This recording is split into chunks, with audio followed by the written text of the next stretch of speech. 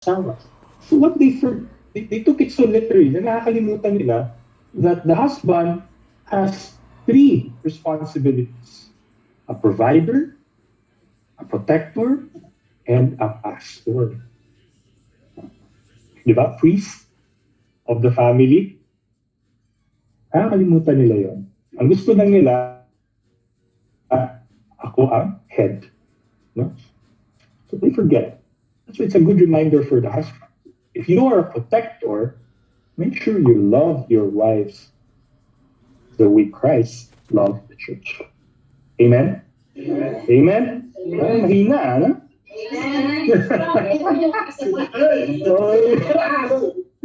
Kasi laging ganun eh, no?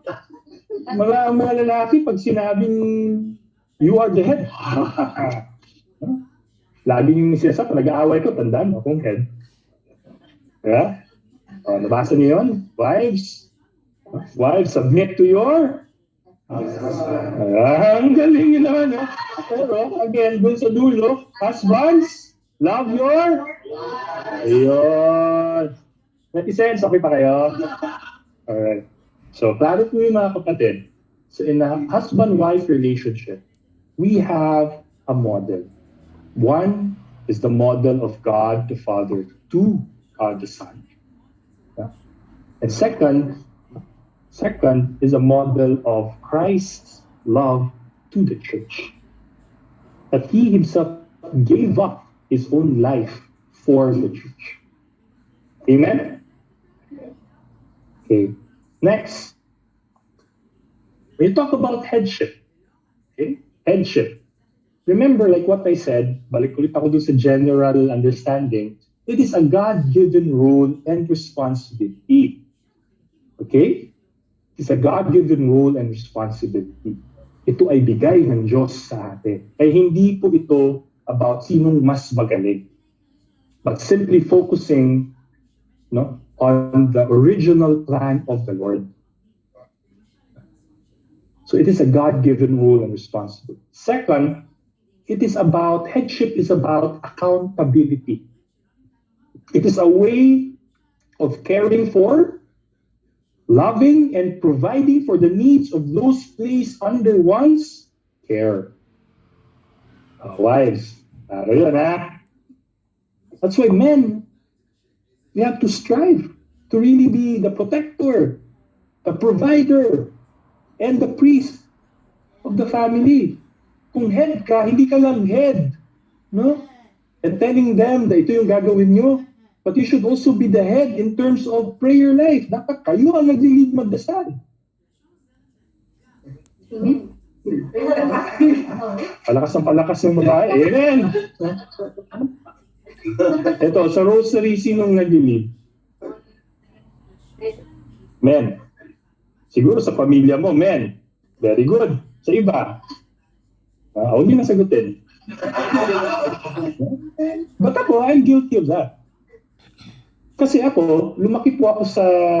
Ang family ko po very religious na kasi meron akong lolo na pare, meron akong lola na madre. So, secured kami na naturuan kami. But, yung tatay ko po dati, siya yung tipong ang tawag natin nominal Catholic. Katoliko ako, pero hindi ko talaga pinapractice yung turo ng simbahan. Nandiyan nga ako, Katoliko ako. Father, Son, the Holy Spirit. Sisimba ako linggo, pero yun lang. So it doesn't follow. No? For example, pag nagdadasal kami ng rosary, lumaki ako na nakita ko yung tatay ko. Pag nag-rosary na kami, nanay ko nag-lead. So akala ko dapat babae mag-lead ng rosary. Hindi naman din mali na babae mag-lead ng rosary. But in the family, we are encouraged.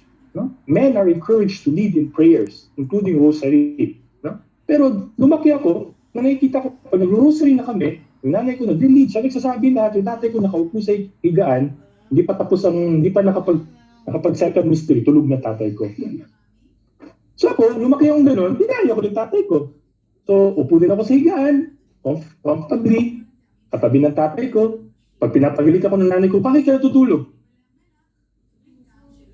Si daddy nga natutulog eh, bakit ako? Diba? And I grew up. But, the good thing is, through CFC, natuto yung tatay ko na ang pagiging head pala, you also have to be the priest of the family. That means also leading the family no, spiritually and pastorally. So he learned to start leading prayer. And up to now, siya po yung nag-lead ng rosary. Buti na lang, naabutan ko din yun. Na nakita ko yung pagbabago ng aking ama. That also made me realize, okay. But even there are times, no, kami ni Charm, I would always, meron ako argument na, pagod na ako, pwede pa ikaw muna mag-lead. Paminsan nagiging excuse na naman po yun. But the truth is, sinatamad lang ako. Ano tawag? Pero dati yun, ikaw naman, di ba ako tapos, dati yun. No? Talaga, comment ka agad, sorry pa kayo. Dati yun, mga kapatid. No? But there are really times no, na nakakalimutan natin yung part of being the priest of the family. If you are the head, you have to be the head in all areas. Okay ba? Kaya ba, mga kapatid? Kala mo, masarap maging head, ha? Hindi na kayo provider, hindi na kayo protector, but you also have to be the priest, the pastor of the family. It's a very big task. No? Kaya kailangan ng suporta ng asawa. It needs the help, the support of the wife, because it is not an easy task. It will never be, to be honest with you, it will never be an easy task. And many times, me as a husband, I fail. But I always have to remember that Christ is my head, and I have to follow the example of Christ in order for me to be a better husband to my wife.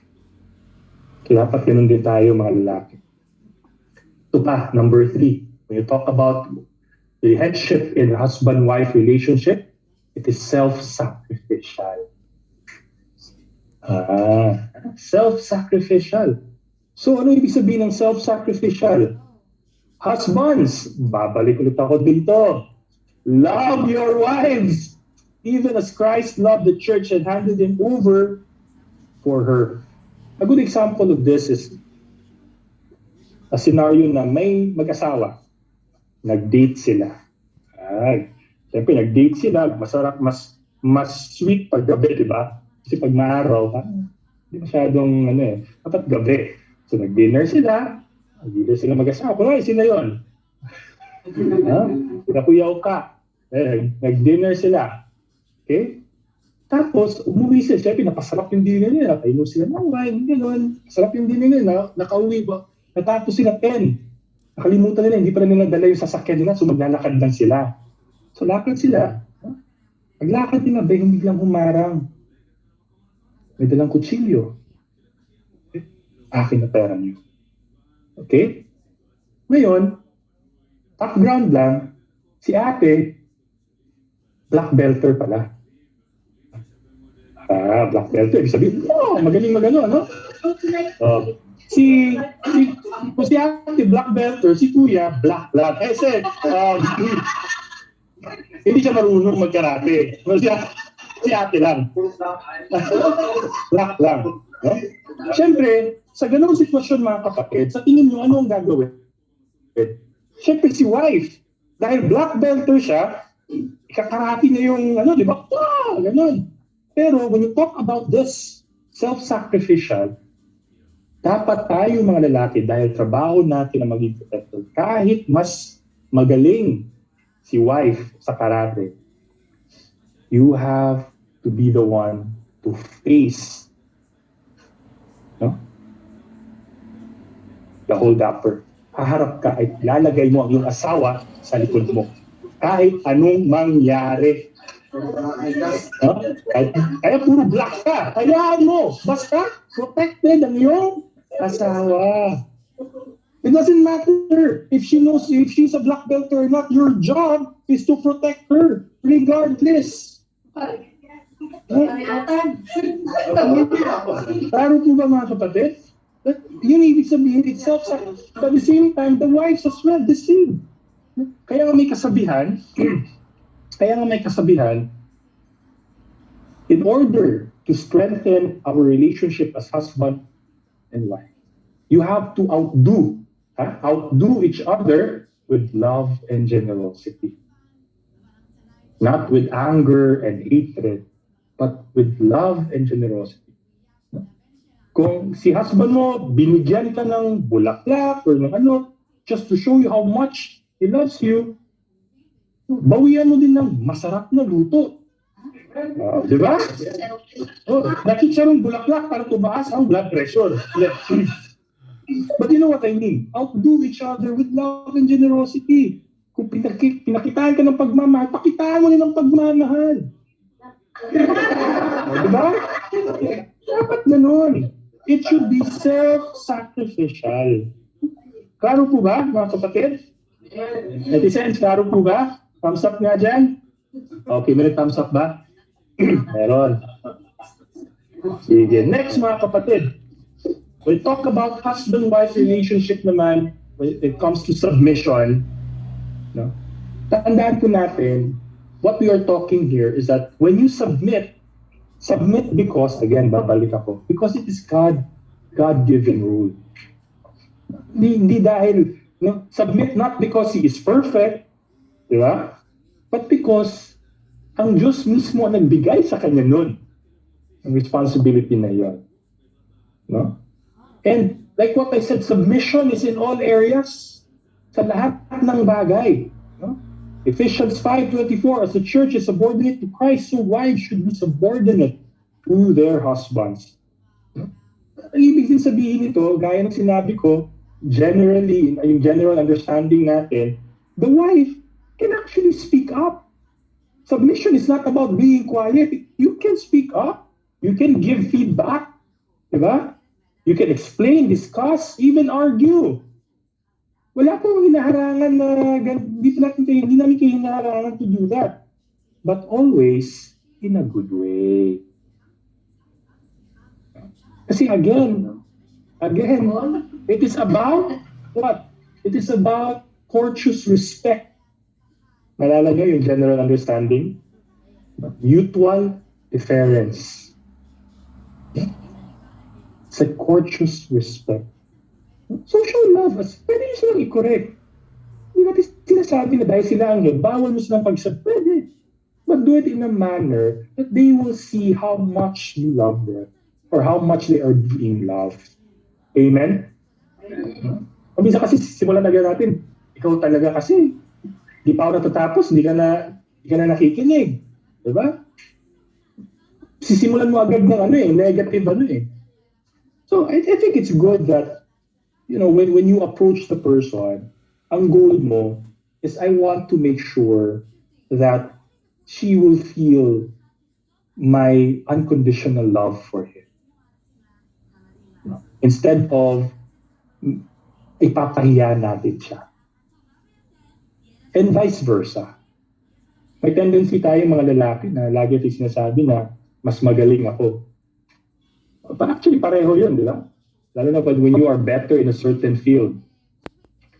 Lagi natin hinaharap yun na mas marunong ako. Ganun kami ni Charm when we started. Imagine mo kami ni Charm. Si Charm is, she used to be a SPED teacher. Siya po yung dating guro sa special special education, special children. Kaya siguro ngayon nare-realize niya na bakit niya ako pinakasalan. Now you know. Because she finds me special. Ganyan talaga. Iba mga utak niyo, ha? But si Charm, she's a special teacher. Tapos a year after we got married, she decided to join me in the missionary life. That's why we're here now as a full-time missionary couple. And there were times na, just imagine this, magkasama kami sa mission, magkasama kami sa bahay. So it's a big challenge kasi parang walang break na lagi kami, all the time. Paminsan, di ba tayo, nagkakaroon tayo ng break dahil iba-iba yung trabaho natin. Nagkikita tayo sa bahay, so at least paano. Kami ni Charm, just imagine, we wake up in the morning, see each other, we go to the same office because pareho kaming full-time, we go to the same mission, dahil missionary couple kami, uuwi kami sa bahay, the same house, in the same bed, so lahat kasama. So there were times na ako, when we discuss about mission, lagi kong pinaparamdam sa kanya that I know better than her dahil mas matagal ako sa mission. But only to realize that she is even more of a missionary than me. But because of my pride, I always say, mas alam ko to. Kasi since 2004 pa ako, ikaw 2011 pa lang. Diba? But what if you learn to listen? What if you, who's been in that field for a very long time, sobrang sanay ka na hindi mo na nakikita yung mga pagkukulang. Maybe God sent her to tell me na ito yung mga kailangan natin ayusin. But nakakalimutan natin bakit? O di natin naririnig, di natin nalalaman kasi di tayo natuto, di tayo marunong makinig. Amen? Okay, ba't pa tayo pumunta doon? Yeah, kasi nga, yung wives, go ahead. Send feedback. Kaya ako kay Charm, nasanay na ako, dati ayoko eh. Dati ayokong makarinig sa kanya ng mga comments niya, no? Pag nagbibigay ako ng to, hindi ko tinatanong kasi para ko naiinis pag sinabi niya sa akin, oh, kulang ng ganito. Pero ngayon, I learned, Charm, okay ba yung binigay kong to? Anong kulang? And she would happily and lovingly tell me, oo, pangit ng talk mo, no? She would happily tell me, oh, ito yung kulang, ito yung ganito, you can do better. So ako, nagiging better person din ako. Diba? So speak up. Diba? You can even argue, go ahead, basta in a loving manner, in a good way. Okay? Amen? And again, like what I said, the husband is also under a headship. And that is Christ. And of course, to his head in CFC. Kaya he's in good hands, mga kapatid. No? He's in good hands because meron ding accountable sa kanya. Merong accountable din sa amin. If we're not doing well as a husband, isumbong mo sila. Yan ibig sabihin nun. Tawagin mo yung head. So, talagang asawa ko po, talaga matigas ng ulo. Pwede ko lang makausap. So, the head now, my head, our head, will not talk to us, kapatid. Ano nangyayari? Bakit parang, diba? So now they become accountable. So we're not leading without any accountability from our heads as well. So dapat, klaro din po yun. And then, submission, no, should also be liberating and joyful. No? Kasi nga, you're doing it freely. Hindi sa pilitan. At hindi siya nagiging sa pilitan when you understand what it means to submit to your husband. Amen? Kaya paminsan may mga difficulties in submission kasi paminsan tayo, talking to our wives now, paminsan we have the attitude that we will only submit when we agree. Submit ako kasi agree ako dyan sa sinasabi mo. Pag disagree na ako, wala kang makakala sa explanation mo. No? Ano pa? Paminsan, we have this, no? We try to intimidate through subtle pressure. Kasi pag gagawin mo yan, masasaktan ako. No? So, hindi na lang sasalita yung lalaki. No? Diba? Or withdrawal of affection. Sige, pag ganyan ka, sa labas ka matutulog. Diba? But again, at the end of the day, brothers and sisters, know that when we submit, let us submit free because we understand its importance. Amen? Pinakita ko lang to dito, itong part na to. No? Jesus, para klaro sa atin, no? Jesus is the head of the husband. The husband is the head of the family, the wife. So makikita nyo dito, no? The husband spiritually leads the family. Provide for the family. Ito yung binabanggit ko. Love wife like Christ loves the church. Ulit-ulit po yan. And the wife, be a helper to her husband. No? Raise godly children. Diba? Submit to husband's authority.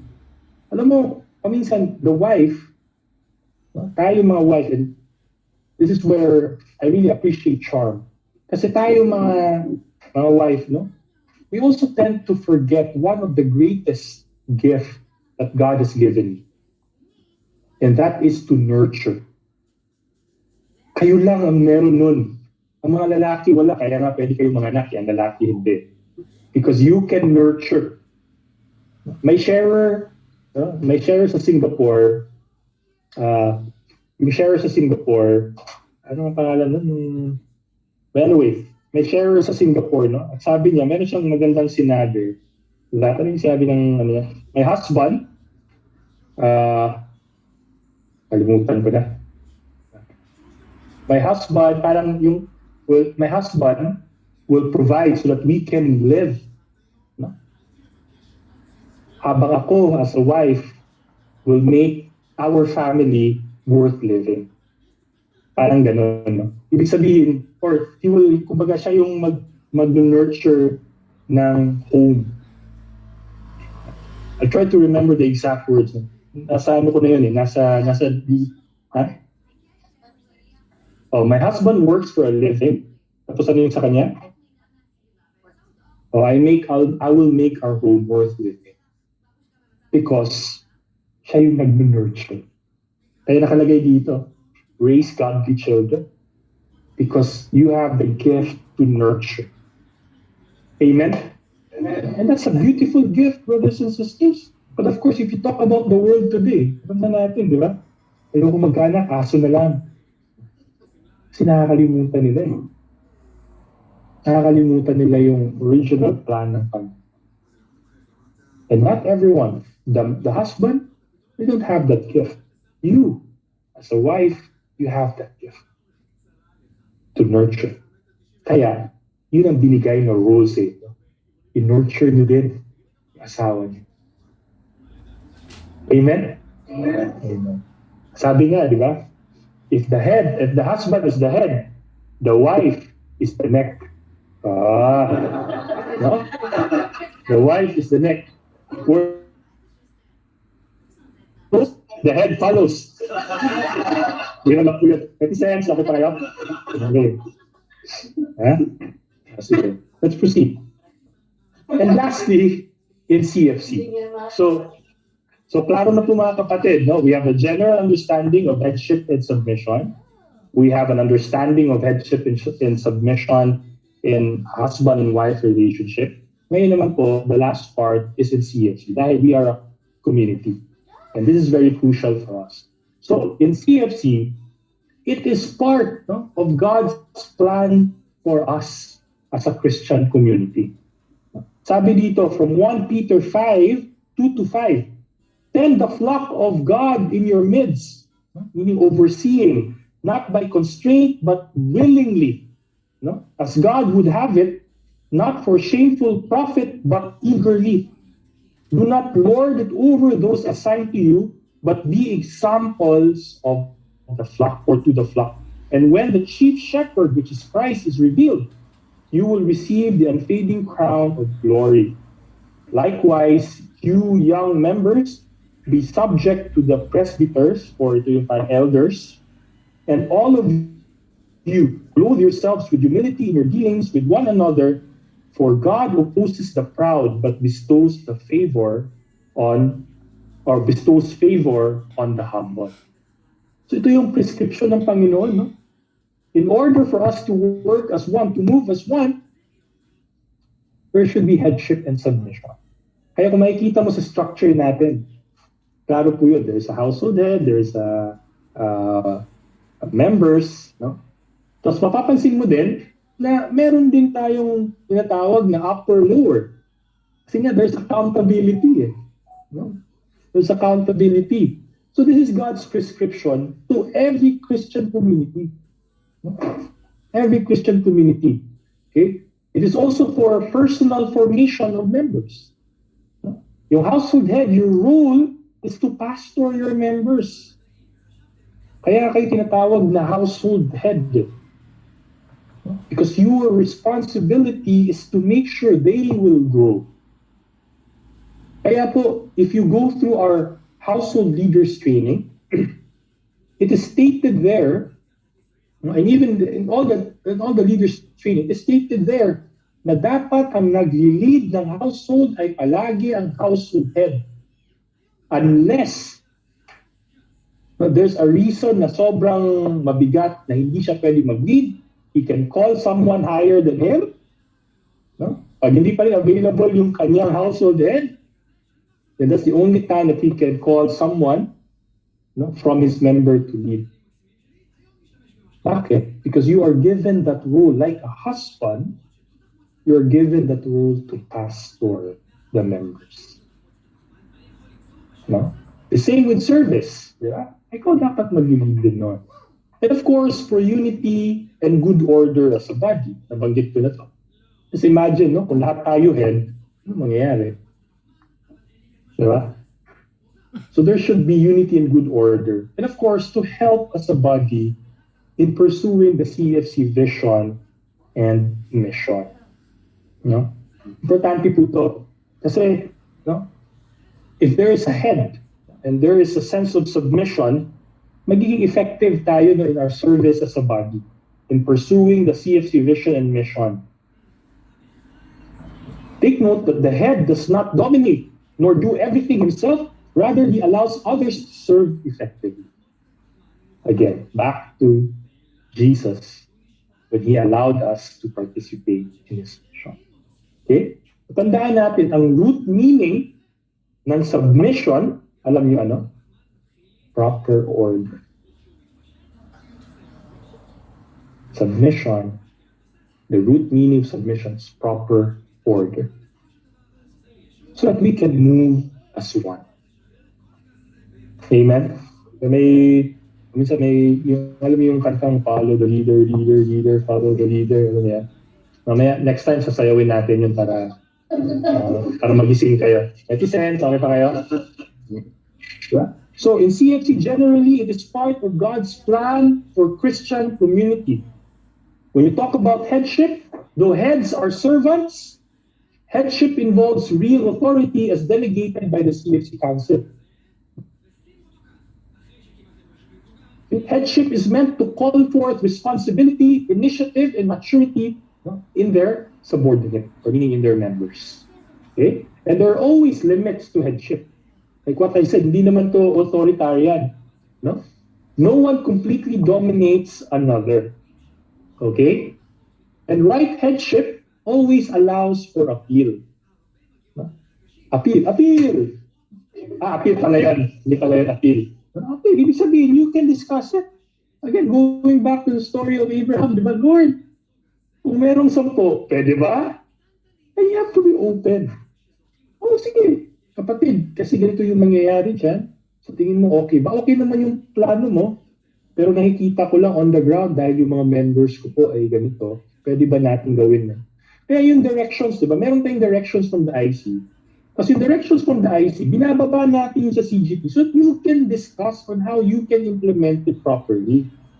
Hindi yan tipong pag may direction ng IC, o yan, gawin na natin yan. E paano kung direction ng IC, evangelize locals? Hindi tayo pwede mag-evangelize ng locals, di ba? Ibig sabihin, may say locals, Israeli. Di ba tayo pwede mag-evangelize? Otherwise, uwi tayo. So hindi mag-work sa atin yun.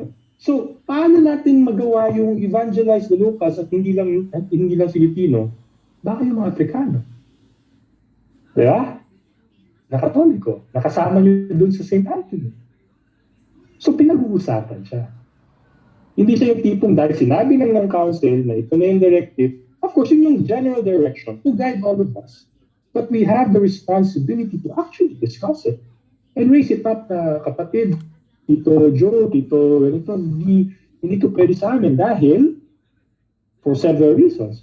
I'm sure, sasabihin nila, okay na yung kapatid. Proceed with what you have prepared. Amen? So hindi siya authoritarian in a sense. Okay? When you talk about submission naman, no? In CFC po, there's no blind submission or passive posture.